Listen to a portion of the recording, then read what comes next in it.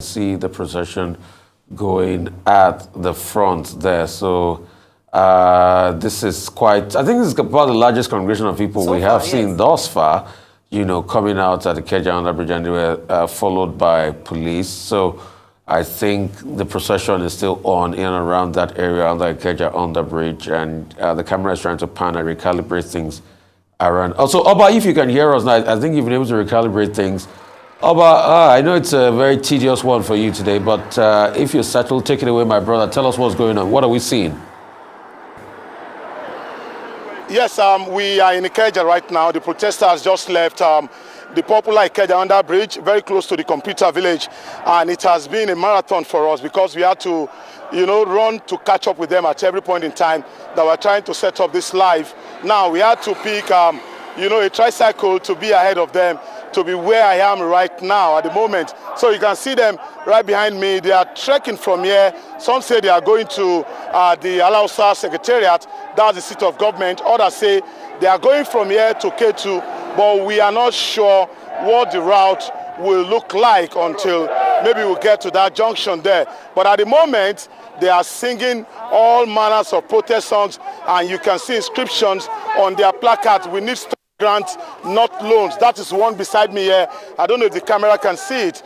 We need study grant, not loans. That's talking about the recently launched government. Let me speak to one of the leaders of the protest here. His name is Comrade Declan Eyakere. Declan, good morning. Thank you so much. You have been sweating. Yes, I need to.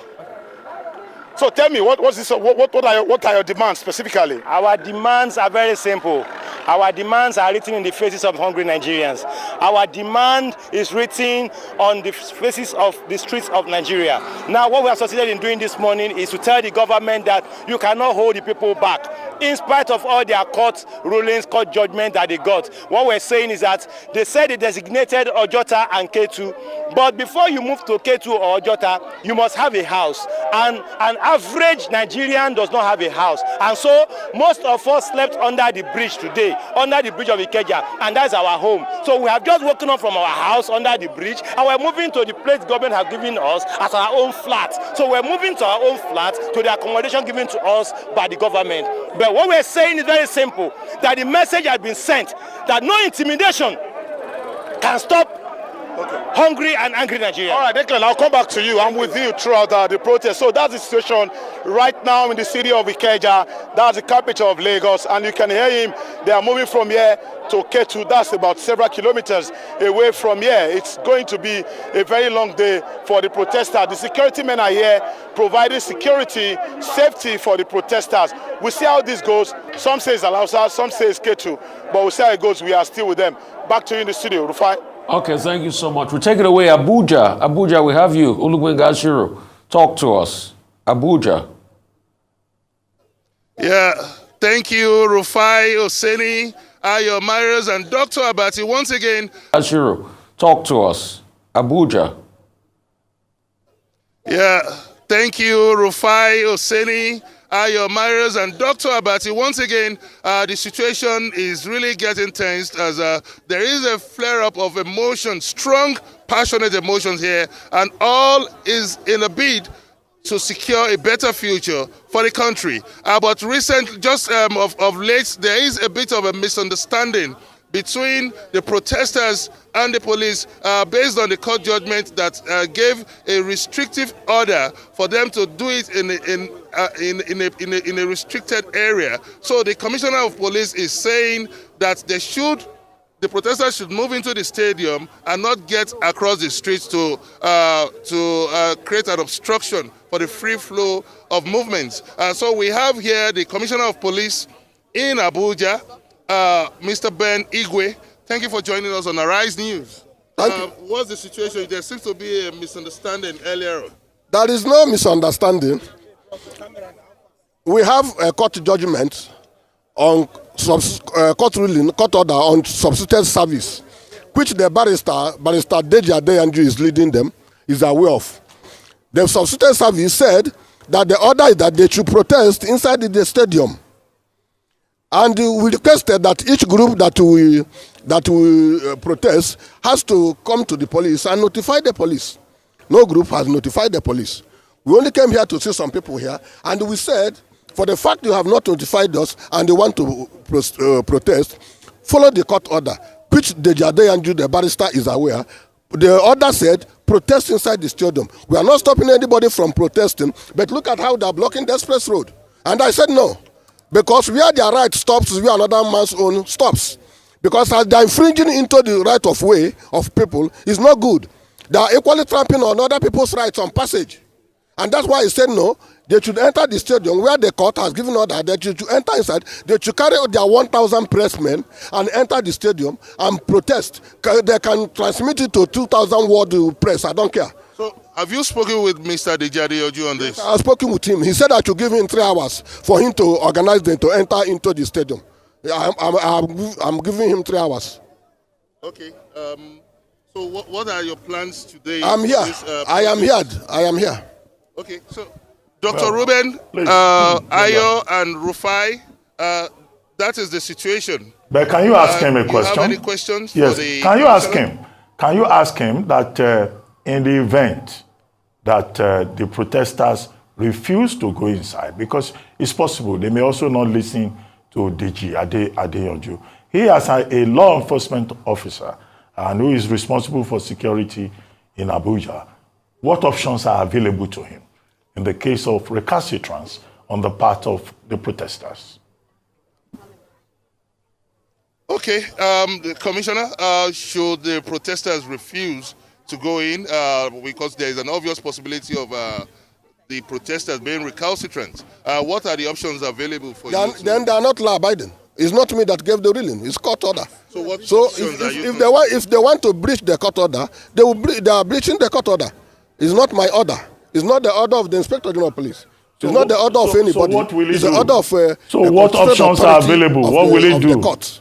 So if they are doing it against court order, they know they are equally disobeying. So what are the consequences? They should know the consequence. Their barrister is here.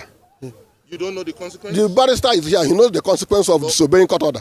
Okay, are you willing to tell us the consequence? I'm not willing to tell you because he knows the consequence. He's that is leading them. Okay, let's invite Barrister Deji Adeyanju. He's also here with us. We understand that the police commissioner has appealed to you, has spoken to you, that you should move the protesters inside, which is according to the court injunction. That's according to the police commissioner. What's your response to this? The protesters are the protesters are at the stadium. Are we not in the national stadium? We are there. The court order says national stadium. They have refused to allow us to go to Eagle Square. We say we will not confront them. What the police commissioner is saying that inside the national stadium. The court order said stadium, national stadium. That's what the court order say. Koniman die, Koniman bury him. You understand?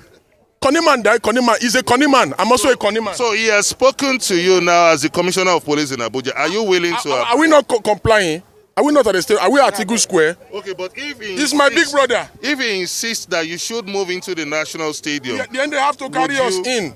I've gone to speak as a lawyer. I've advised the protesters. I said, listen, if no matter how uncomfortable you are with a positive court order, whether it is interim, interlocutory, or perpetual, you must try to comply. The law must see you taking steps to comply. You can see that people kept it, but protesters called me as early as 5 a.m. this morning and said they're going to stop the Eagle Square. And I advised them that they should not go there. That they should not go to the Eagle Square because if they do that, they'll be disobeying the court order. Okay. You understand? So we spoke to the police commissioner earlier on about the options of you refusing to move inside the stadium. And he said you are aware of the consequences. So are you prepared for the consequences? And what do you think would be the consequences of you not moving into the main bowl of the national stadium? Very simple answer. Simple answer. You see, because we are in the stadium, we are within the ambit of the law, complying with the positive order of the court. Because we're in the vicinity of the national stadium. Do you understand? We are not in the 3-arm zone. That is why, you see, my appeal before the CP came, you see how peaceful and serene the place was. But with the CP's presence, the atmosphere is charged. So my appeal to my big brother is that you should not take steps that will make the protest degenerate. It's an appeal. You understand? Thank God that he's somebody that I respect, and he has a lot of respect and regard for me. So the idea of me coming here is that I will keep appealing to the protesters and I will keep appealing to the authorities, because without this synergy, the country cannot work, and this protest will not be as peaceful as we want it. So let me further appeal to the CP, who is my brother, that he should de-escalate the situation. Do you understand? Okay. He's a conflict manager. Okay. We're still talking about consequences here, and the police commissioner felt so sure that you know the consequence of disagreeing with him on this issue. Okay, where are we? Are we not at the National Stadium? We are at the National Stadium. That's why I have spoken about the issue of Konim and Die, Konim and Beriam. Obviously, you don't want to talk about the consequence of moving Which into consequence? Because we're in the National Stadium. Okay, but now, talking about consequences. And you know that I've actually not seen the order. I've not seen the order. All I have seen are news reports. And because I'm a lawyer, I must, whether the order is genuine or not, I must advise the protesters to comply. Okay. Finally, the federal government has called for constructive engagement with the government between and the mass and the protesters. Are you considering having such a constructive engagement? Believe me, today, if the federal government, if the president bring back fuel subsidy, we will be hailing him here. Yes. We will be hailing the See, all these people that are pushing the president, they did not win election. They don't have the mandate of the people. It is the president that has the mandate of the people, of the Federal Republic of Nigeria. The ministers don't have the mandate. The aides don't have the mandate. CP, my brother, does not have the mandate. It is the president that has the mandate. So, whatever the president does in the best interest of Nigeria, it is the president that benefits. We need to wrap up now. We'll come back to you later.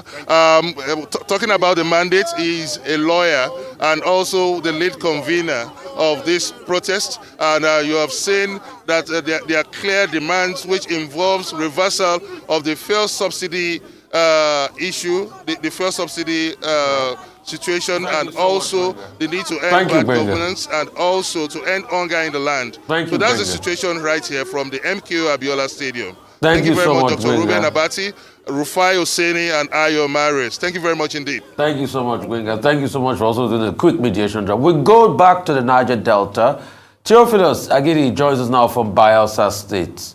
Great to have you. I trust you're at Yenagoa. How is Yenagoa this morning? Yeah, Yenagoa is a bit more, activities are beginning to gear up with this protest coming up.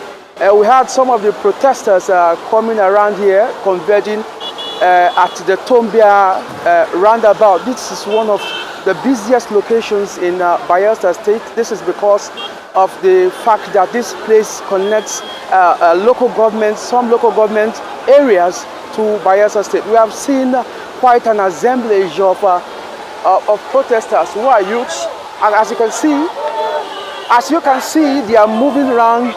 They are going, from what I gathered, they are having their procession, and they are moving from here to the government house. But all around, we also have security.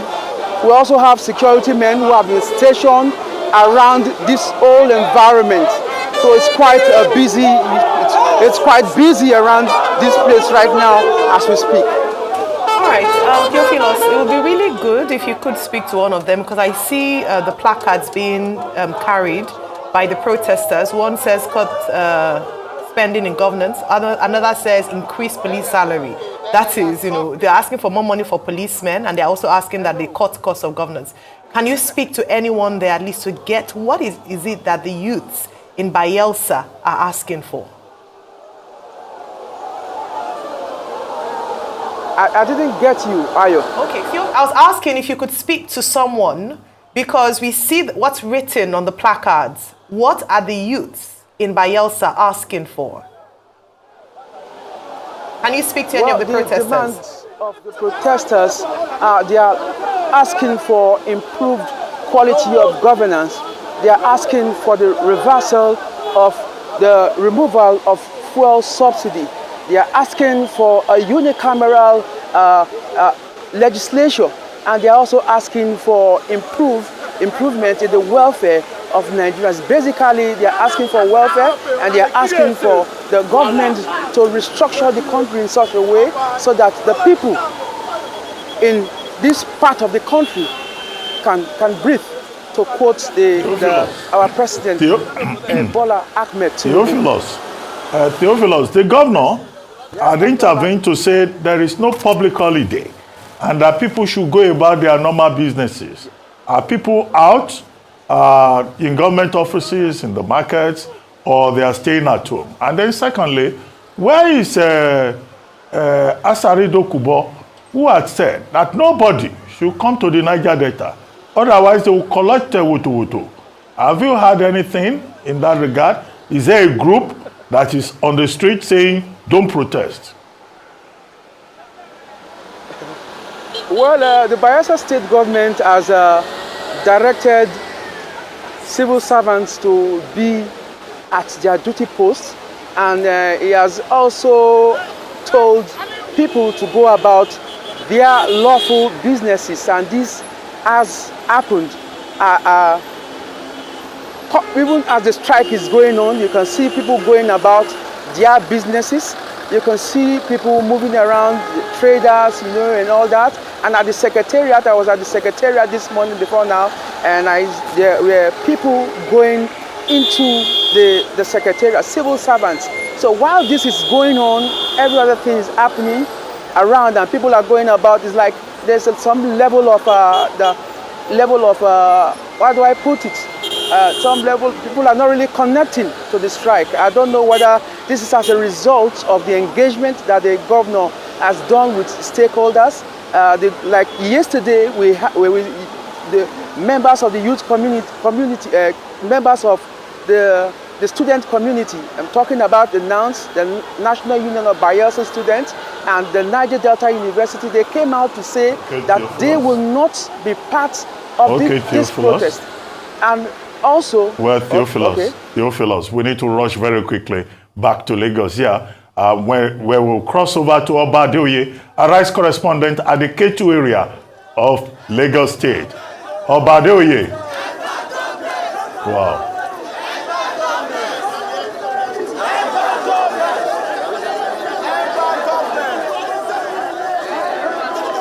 Obadeoye, are you with us?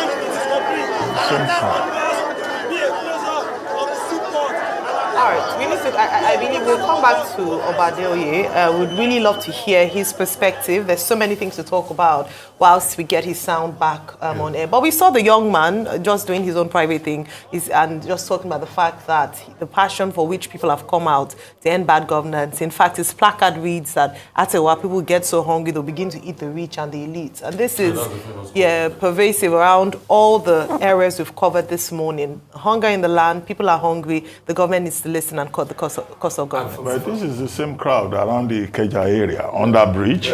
They seem to have moved all the way to K2, but we don't know what their next destination is. Obadeoye, are you with us now?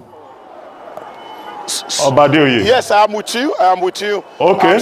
Looks like you joined the procession from on that bridge to K2. Where are you now? Yes, we are within them. We just passed the popular Allen roundabout, and they are heading towards Alausa, the seat of power. So we had to also, shed some calories because we have to take the long walk with them, and that is what we have been doing since morning. The security men, the police, the Lagos Neighborhood Safety Corps, and other security agencies are represented here, and they are ahead of the protesters, and another group is coming behind the protesters. So it's a long walk for the protesters this morning, and it has been peaceful so far up till this moment. There's no incident of any attack. You can see security men, a detachment of the mobile police coming from Alausa heading towards, you can see them armed to the teeth. They are here and they are also playing their own part in this protest. Remember that the Inspector General of Police had promised that policemen will provide security for the protesters, and that is what we are seeing so far. Of course, there has not been any form of attack or any form of disruption since this procession started from Ikeja under bridge up to this moment here. There is no disruption. We saw some residents who have, decided not to join the protest. They were just, recording the procession with their mobile phones and standing by peacefully. There has not been any incident of attack or any incidents of disruption of this procession since it started. So from Ikeja here, the atmosphere is relatively calm, when you compare to some previous protests in this part of the nation. There has not been any attack. Remember that in the build-up to this protest, a group of thugs reportedly threatened that nobody should come to Ikeja. But since morning, I have not seen anyone coming out to harass the protesters. It has been peaceful so far up to this moment, and they are heading towards Alausa, the seat of power. They are very close to the intersection between Awolowo Road here in Ikeja and the popular Oregun, which is now Kudirat Abiola Road in Ikeja. So I can tell you everything is still in order here. The policemen are cooperating with the protesters. The protesters are also cooperating with the policemen. Of course, one of the protest leaders told me that the court had restricted them to Freedom Park in Ojota and Peace Park in Ojota. And I asked him, are you not flouting the court order? They said no, that they are moving towards where the court said they should move. All right, that's interesting and really good to hear that the police is cooperating, the people are cooperating, and so far it's been peaceful. But I don't know if, it would be interesting to know if the governor would be receiving the protesters if they do arrive in Alausa. Do you have any indications around that? And in terms of them getting to Alausa and whom they might meet at the seat of power, like you mentioned? I cannot independently confirm if the governor is in Alausa or is in the Marina, but I got a report this morning that some protesters, I don't know how to put that, people who are against this hashtag End Bad Governance protest, that they were in Alausa earlier today. I'm not sure if the governor addressed them or not. So we are going to Alausa right now, and we'll be able to tell you if the governor will be around to address them or not. Oba, stay safe, my brother. Just follow them, burn some cabs, like we'll say, and have a good one. Let's go to Kaduna. My brother Nisi Gabriel is out there in KD City. Talk to me, my brother. How's it going there in Kaduna? Yeah, good to speak to you, Rufai. Good morning, Dr. Abati and Ayo. Well, here in Kaduna, the roads are deserted, just few people moving around.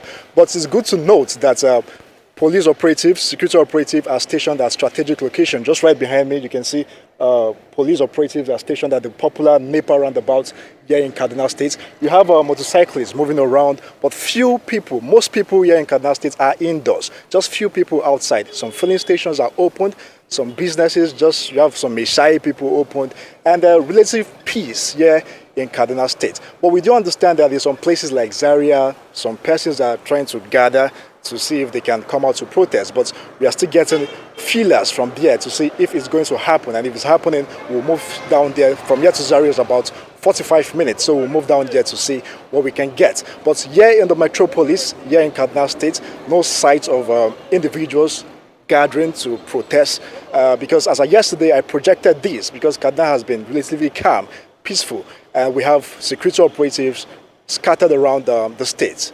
All right. Is it because of the meeting they had with the stakeholders, the leaders, the likes of, what's his name now, the Sheikh, and also the Christian leaders and all of that? And is it because they generally just like the governor, you know, like they enunciated during the meeting? Is that the reason why you're seeing everything cool and calm in Kaduna? Or are there other area pockets that you don't know? What part of Kaduna are you? Is it southern Kaduna or the northern flank of Kaduna? Which flank are you as we speak?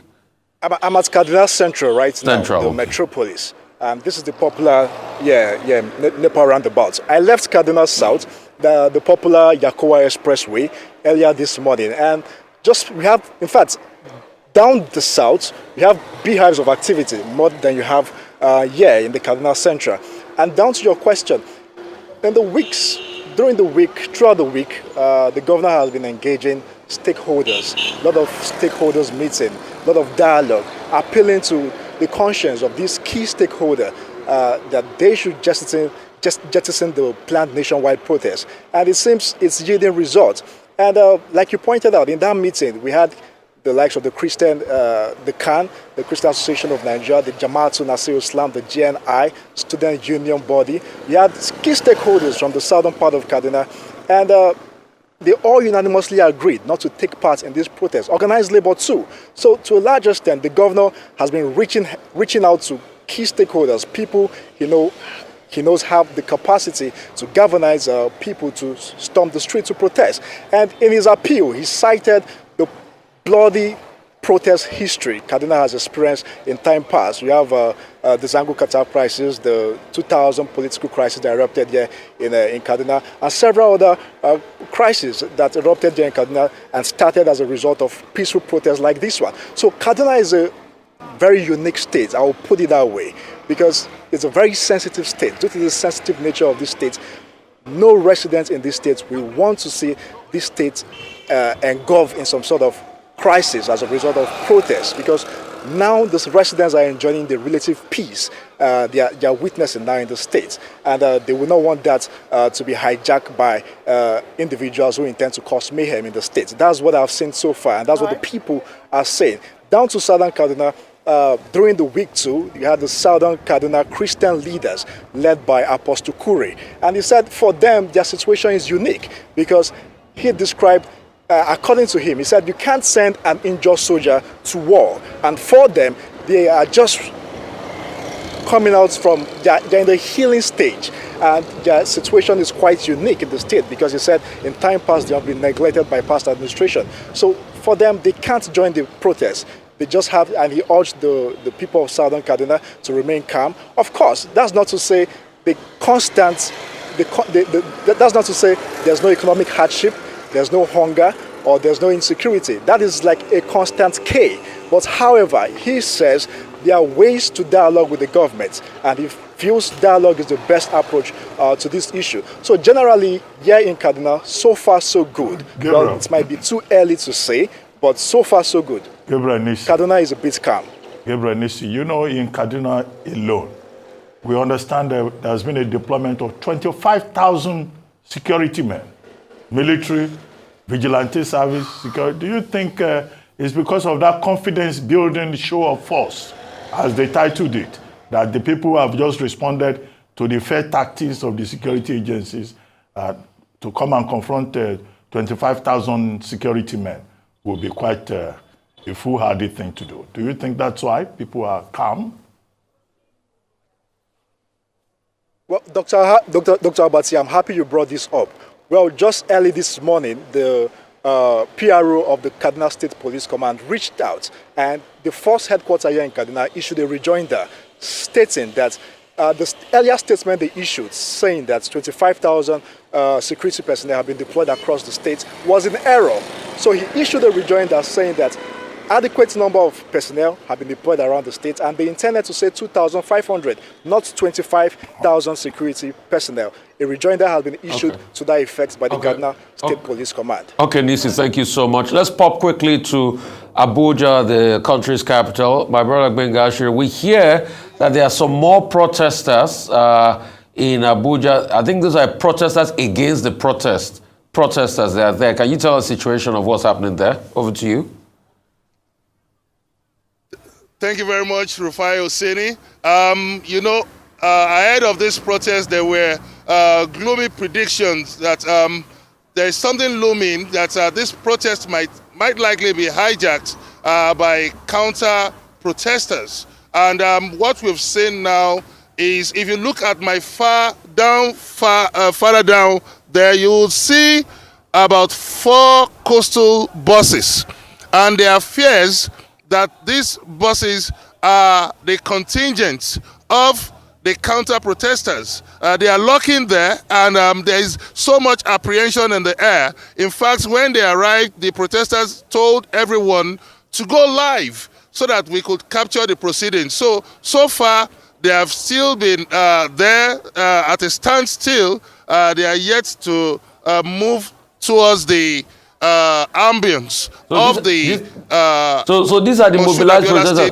Are the police also going to tell them about the court order, that they must not violate the court order, that they must not be lodged around there except for the stadium where the protesters are?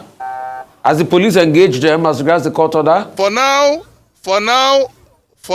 if you look further down, like I told you, they are just packed in there. Some seems to be moving down to the stadium. So it's very difficult to tell if they're going to organize their protest outside the National Stadium. But so far, there's been a strong defiance of the Commissioner of Police plea. If you look at just in front of me, you would see some of the protesters crossing the road that no protest had started. No protest is holding inside the Moshood Abiola Stadium in Abuja, and that is the counsel of the directive of the police commissioner, based on the court's order, based on the court judgment, that they should stay in a restricted area. But even the protesters are saying that they are yet to see the court order, so that is a bit also in dispute. So that is the situation now, that there is some considerable apprehension in the air. People are worried that the 4 coastal buses are contingents of the counter-protesters. So meanwhile, we are keeping vigil to see how the event unfolds. Well, Gbenga Ashiru, you remember EndSARS. During EndSARS, when there was a clash between pro-government protesters and and EndSARS protesters, there were some young men in that Abuja carrying long sticks, and they converted those long sticks into weapons, started destroying vehicles, and started beating people up. Have you seen anybody with those golf-like clubs, but made of wood, of strong wood? Have you seen anything like that? Fortunately, we've not cited any violence or look-like violence instruments from either of the camps. So far, we can see placards, we can see flags, and people demonstrating and protesting fervently to end the hunger in the land and to also end bad governance. And they have also called for the reversal of the fuel subsidy removal. So those are the clear demands of the protesters so far till this moment in time. All right, so we hear the clear demands of the protesters. How about the demands of the anti-protesters? What's on their placard? What are they saying? And then how will they manage space? Because all of them have to be inside the Moshood Abiola Stadium, or at least around there. How's the police going to manage to ensure that all of them remain at that stadium without clashing? Yeah, like I said, if you look further down, you can sight about 4 coastal buses, and right now it's presumably it looks like they are just waiting in the wings to find the right. I really do not want to speculate, but the presence has raised so much apprehension in the air. It has raised so much concerns and tension that their presence seems a bit malignant to the essence of this protest so far. Anyway, thank you very much, Gbenga Ashiru. We'll keep in touch with you. The question is, who goes to a protest with 4 coastal buses? That's a very interesting development. Yeah. In fact, we can count more than 4 buses.